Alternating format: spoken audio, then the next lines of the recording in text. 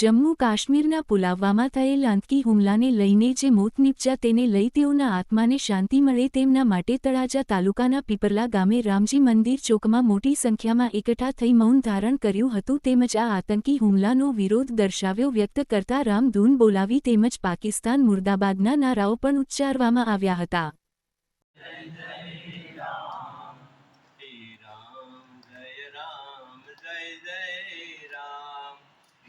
Ram Jai Ram Jai Jai Ram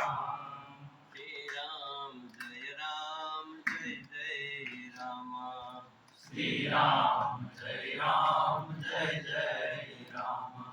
Shri Ram Jai Ram Jai Jai Ram Shri Ram Jai Ram Jai Jai Ram